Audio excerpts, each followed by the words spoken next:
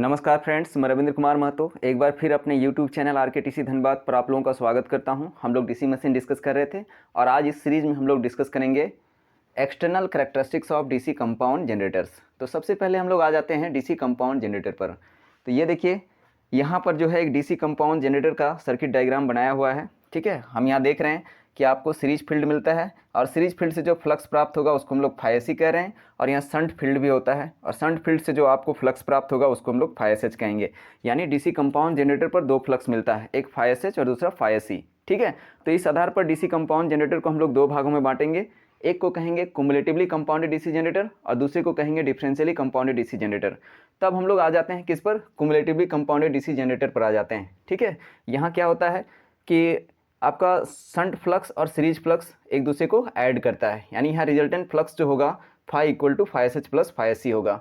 लेकिन यहाँ ध्यान रखना है कि phi S H is very very greater than phi S C होता है। ठीक है, अब हम लोग आ जाते हैं एक्सटर्नल कैरेक्टरिस्टिक्स देखेंगे किसका, तो डीसी शंट जनरेटर का। तो ये देखिए, डीसी शंट जनरेटर का एक्सटर्नल कैरेक्टरिस्टिक्स यहाँ पे बनाया हुआ है। यहाँ हम देख रहे हैं कि जैसे जैसे लोड करंट बढ़ता है वैसे वैसे टर्मिनल वोल्टेज आपका घटता है। फिर हम लोग आ जाते हैं एक्सटर्नल कैरेक्टरिस्टिक्स किसका, तो डीसी सीरीज जनरेटर का। तो ये देखिए, डीसी सीरीज जनरेटर का एक्सटर्नल कैरेक्टरिस्टिक्स है।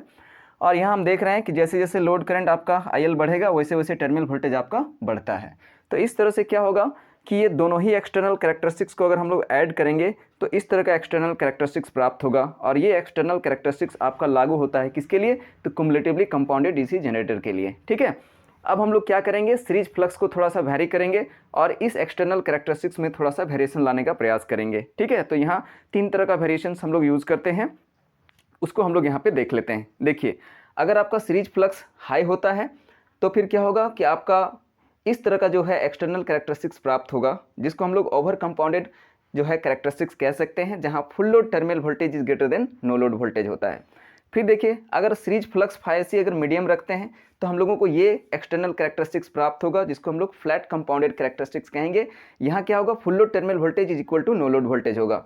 और अगर सीरीज फ्लक्स फाई सी को अगर लो कर दिया जाए, ठीक है, तो हम लोगों को ये वाला एक्सटर्नल कैरेक्टरिस्टिक्स प्राप्त होगा, जिसको हम लोग अंडर कंपाउंडेड एक्सटर्नल कैरेक्टरिस्टिक्स कह सकते हैं, जहां full load terminal voltage is less than no load voltage होता है। तो इस तरह से सीरीज फ्लक्स फाई सी को वेरी करते हुए हम लोग यहाँ जो है तीन तरह का कैरेक्टरिस्टिक्स जो है, तीन तरह का एक्सटर्नल कैरेक्टरिस्टिक्स जो है हम लोग संभव कर सकते हैं, सोच सकते हैं। किसके लिए, तो डीसी कंपाउंड जनरेटर्स के लिए, या बोलिए कुमुलेटिवली कंपाउंडेड डीसी जनरेटर्स के लिए। तो इस तरह से हमारा कुमुलेटिवली कंपाउंडेड डीसी जनरेटर्स के लिए तीन एक्सटर्नल कैरेक्टरिस्टिक्स जो है यहाँ पे संभव है, जिसमें प्रैक्टिकल सिचुएशंस पर ये फ्लैट कंपाउंडेड वाला केस, जिसमें आपका full load terminal voltage is equal to no load voltage होता है, ये फ्लैट कंपाउंडेड वाला केस जो है प्रैक्टिकली ज़्यादा इस्तेमाल हम लोग करने का प्रयास करते हैं। अब हम लोग एक्सटर्नल कैरेक्टरिस्टिक्स डिस्कस करेंगे किसका, तो डिफरेंशियली कंपाउंडेड डीसी जनरेटर का। ठीक है, तो देखिए, डिफरेंशियली कंपाउंडेड डीसी जनरेटर के लिए होता क्या है कि series flux opposite the shunt flux, इसीलिए यहाँ पे resultant flux phi equal to phi S H minus phi S C होगा। यहाँ भी आपका phi S H is very very greater than phi S C रहता है। ठीक है, तो ये देखिए एक्सटर्नल कैरेक्टरिस्टिक्स हो गया किसके लिए, तो डीसी शंट जनरेटर के लिए। और ये देखिए एक्सटर्नल कैरेक्टरिस्टिक्स हो गया किसके लिए, तो डीसी सीरीज जनरेटर के लिए।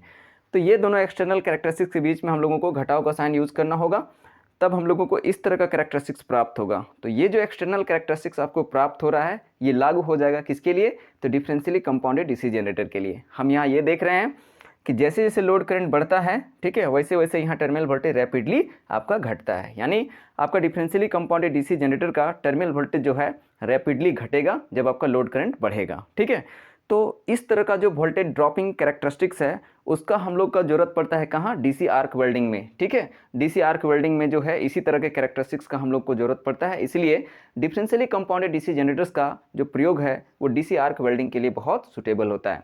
आशा करते हैं ये वीडियो आप लोगों को पसंद आया होगा। वीडियो पसंद आता है तो वीडियो को लाइक करें, दोस्तों के साथ शेयर करें और चैनल्स पर नए तो चैनल को सब्सक्राइब कर लें। धन्यवाद।